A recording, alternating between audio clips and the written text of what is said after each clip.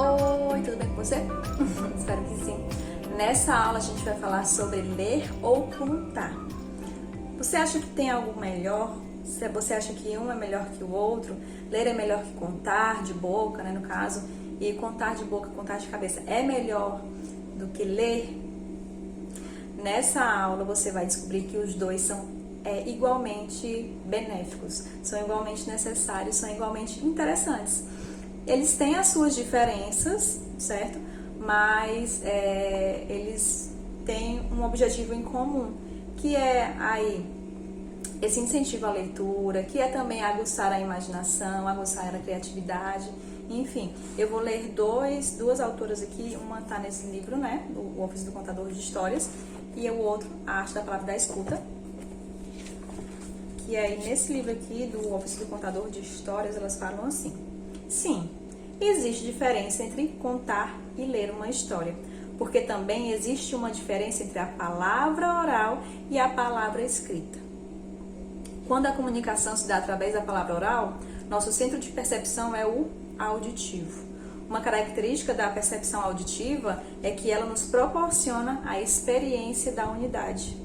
O som nos invade por todos os lados e passa através de nós. Todo o nosso corpo é uma unidade auditiva, porque estamos no centro do campo sonoro. Aí ela também fala aqui que no caso da leitura, né, essa palavra escrita, o centro da percepção passa a ser o visual. Se o som incorpora e unifica, a visão ela isola, separa, que é o sentido da dissecação. Quando mergulhamos numa leitura, separamos-nos do mundo. Nossa viagem é solitária. Se a oralidade associa-se à ideia do grupo, do coletivo, a leitura associa-se à ideia do indivíduo em sua introspecção e reflexão analítica. Bem, mas é interessante também frisar, né, que quando a gente faz essa leitura junto com outras pessoas, né, fazendo essa leitura, né, essa contação de histórias, essa mediação de leitura através da leitura do livro, estando ali com o livro, mostrando o livro, lendo o livro, a gente não está mais nessa aventura solitária, nessa leitura solitária, nós estamos ali compartilhando com outras pessoas aquela leitura, aquela mediação de leitura. Mas ela sim vem muito dessa questão do visual, porque no momento que a gente está lendo, muitas vezes nós estamos mostrando o livro, nós estamos ali mostrando as páginas, nós estamos ali fazendo com que as crianças principalmente, né, elas vejam ali os personagens. Então, essa parte da imaginação, dessa criatividade, de poder criar ali os personagens na cabeça deles, né, já se dissipa, você já não tem essa oportunidade, diferentemente de quando você faz a contação da história, né, de boca, de cabeça, que aí você vai ali falando dos personagens e o seu público, ele vai imaginando, criando ali na cabeça deles como é que seriam esses personagens, né? Então tem ali, né, essas diferenças mais básicas. Aí agora eu vou ler, né, o que tem aqui no livro A Arte da Palavra da Escuta, que ela fala o seguinte: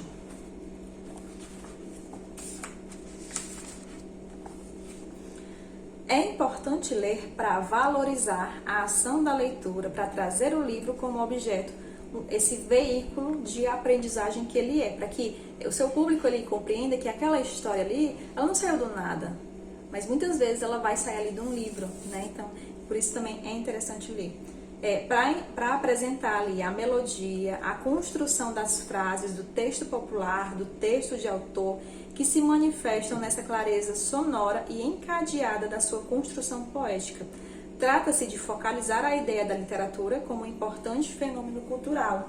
Ou seja, quando nós fazemos essa mediação de leitura, muito dificilmente nós vamos fazer uma adaptação do texto, muito dificilmente nós vamos colocar ali com as nossas próprias palavras, porque se a gente está fazendo essa mediação de leitura, se a gente está fazendo essa leitura, não há essa necessidade de trocar as palavras, que eu digo fazer essa adaptação desse texto, né, para as palavras, que é para a contação de cabeça, certo? E também ela fala que é importante ler para manusear o livro e mostrar as imagens que ilustram o texto, solicitando então a a apreciação das crianças, chamando a sua atenção para o modo como as ilustrações contribuem para a história. Por isso que muitas vezes é interessante que a gente consiga pegar livros onde as imagens elas complementam a história e não imagens que digam tal qual a história já está dizendo. Porque quando a gente tem livros que elas complementam ali esse visual, né, as ilustrações elas conseguem complementar o texto, é como se fosse um negócio que se fecha bem, sabe, um negócio que encaixa legal.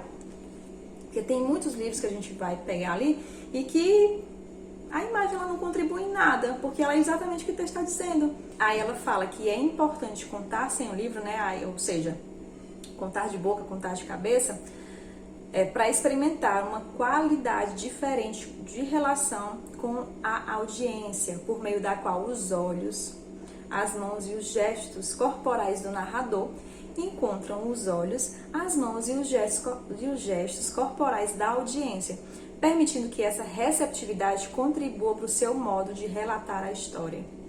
Ou seja, geralmente quando nós estamos ali contando essas histórias de cabeça, né, a gente tem essa relação muito mais aproximada, essa relação, essa conexão de olhar nos olhos, de ver como é que está sendo o feedback, do que com a leitura, né, com a mediação de leitura. Por isso que uma coisa que eu indico que vocês façam é conheça muito bem a história do livro que você vai ler para suas crianças ou para quem quer que seja. Conheça muito bem, muito bem, muito bem mesmo, para que na hora dessa leitura você consiga tanto manter esses olhos, né, na sua audiência, que você vai manter esses olhos na sua audiência, você vai falar algumas frases completas, grandes, só olhando para eles, e quando você voltar aqui para a leitura você não vai se perder. Porque você conhece bem a história, porque você se apropriou daquela história. Então, essa apropriação, ela é necessária também nessa leitura, nessa mediação de leitura, para que você não perca essa conexão com o seu público, tá bom? Bem, e é importante contar sem o livro também para explorar recursos externos de narração e para experimentar improvisar, sem texto decorado, deixando que as palavras se encadeiem ao sabor do momento, guiadas, é claro, pela sequência narrativa da história. Né? Então, é uma experimentação, tá certo? Você conhece ali todos os elementos que estruturam aquela história e a partir daí você vai acabar criando, né? Você não é obrigado a fazer isso. Isso aqui eu vejo mais como uma recomendação da autora, né? Uma coisa que você poderia aí, experimentar. Mas para isso você precisa conhecer bem a história, porque a gente só improvisa se a gente conhece. A gente não improvisa se a gente não conhece. A gente não sabe do conteúdo, é impossível a gente conseguir fazer uma boa improvisação, tá certo? E as duas formas são igualmente benéficas. A Regina Machado fala que em um ambiente escolar é muito interessante que você consiga alternar. Em alguns momentos faz a contação de boca, em outros momentos faz a mediação de leitura, né? Então, essa alternância, ela também é muito benéfica. Uma coisa importante, poesia, literatura de cordel, né, sonetos, é preciso que você realmente aprenda palavra por palavra, frase por frase, para que você possa fazer essa declamação.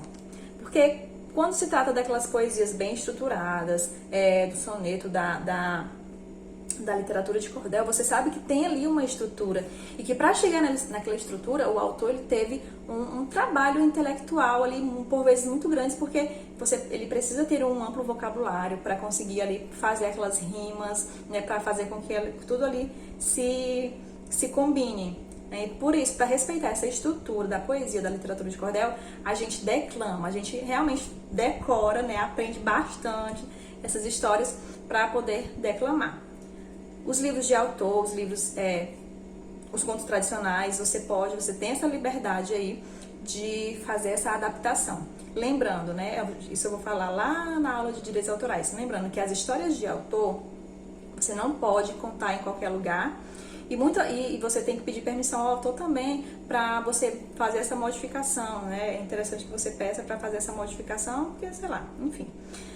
Mas dentro do ambiente escolar, tudo é permitido, né? Só não pode Você só não pode, de repente, pegar ali a história de autor e fazer um espetáculo e ganhar dinheiro com aquilo, botar nas redes sociais sem a permissão do autor e da editora. Mas isso a gente vai falar lá na aula de direitos autorais.